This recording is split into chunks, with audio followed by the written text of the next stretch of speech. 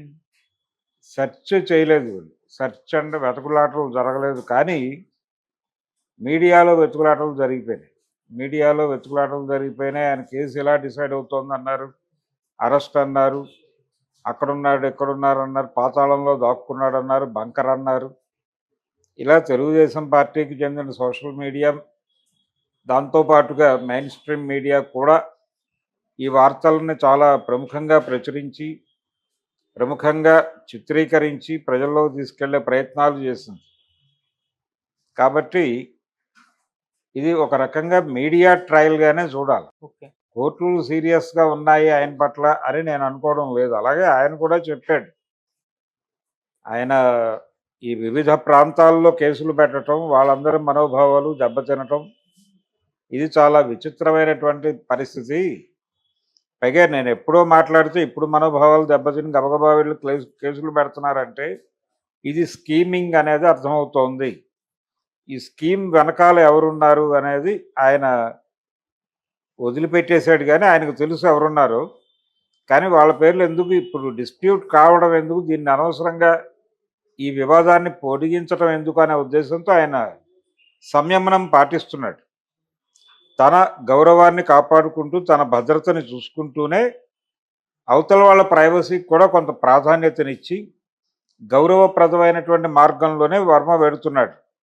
ఎవరిని ఎక్కడ ఇబ్బంది పెట్టడం లేదు, లీగల్గా కానీ ఏ పద్ధతిలో అయినా కానీ.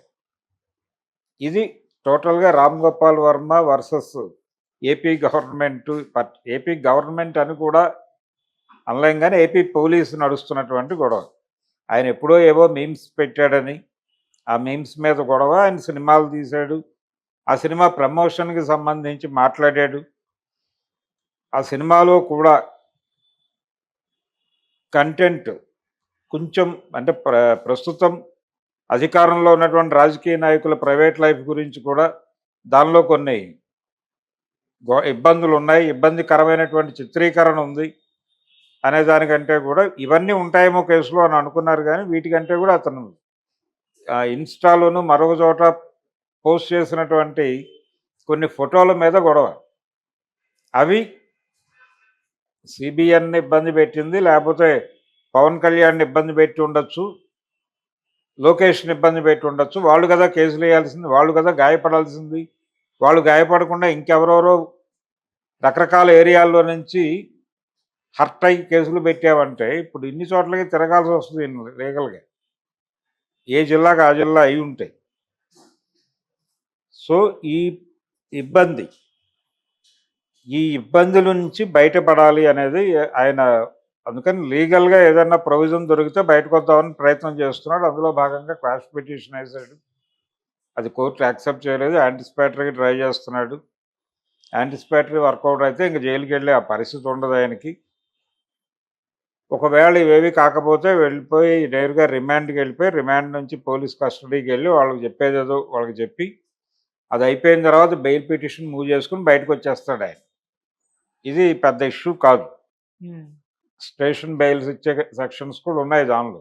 ఓకే. సో ఆయన సీరియస్ కండిషన్లో లేడు, కానీ ఒక పొలిటికల్ రాడార్లో ఆయన ఉన్నాడు అనేది అర్థమవుతుంది. ఎందుకంటే ఆయన్ని కొంత ఇబ్బంది పెట్టాలి వాంటెడ్గా అనుకున్నారు ఆ రోజుల్లో. ఇది కూడా కక్ష సాధింపు చర్యల్లో భాగమే. ప్రస్తుతం ఏపీలో కక్ష సాధింపు రాజకీయాలు బలంగా నడుస్తున్నాయి. ఇది కొంచెం గవర్నర్ గారు పట్టించుకుని ఈ వాతావరణాన్ని మార్చాల్సిన అవసరం అయితే ఉంది. ఓకే. ఇది మారే వరకు ఈ డ్రామాలు నడుస్తూనే ఉంటాయి. ఈరోజు రామ్ గోపాల్ వర్మ గారు రేపు పొద్దున ఇంకోళ్ళు అవుతారు. అంటే ప్రభుత్వానికి వ్యతిరేకంగా ఎవరు ఎప్పుడు మాట్లాడినా, వీళ్ళు ప్రతిపక్షంలో ఉండగా మాట్లాడిన వాళ్ళందరినీ అధికారం వచ్చిన తర్వాత టార్గెట్ చేయటం అనేది ప్రజాస్వామికంగా సబబా కాదా అనే దాని మీద ఒక డిస్కషన్ జరగాల్సి ఉంది ఆంధ్రప్రదేశ్ రాజకీయాల్లో. అది జరగకుండా ఇది ఆగదు. అది జరగాలి, జనాలందరూ తిరగబడాలి. ఏమిటి గోల, మాకు పరిపాలన చేయమని కదా మీకు అధికారం ఇచ్చింది, ఈ గోల ఏమిటి, మాకు అరెస్టులు, ఈ గోల ఎందుకు, మాకు అవసరమా, మా జీవితాలకి ఆల్రెడీ నాశనం అయిపోయినాయి, బాగు చేసుకుందామని మీకు ఓటేసాం. మీరు కూడా వాళ్ళలాగానే వ్యవహరిస్తే ఎలాగా?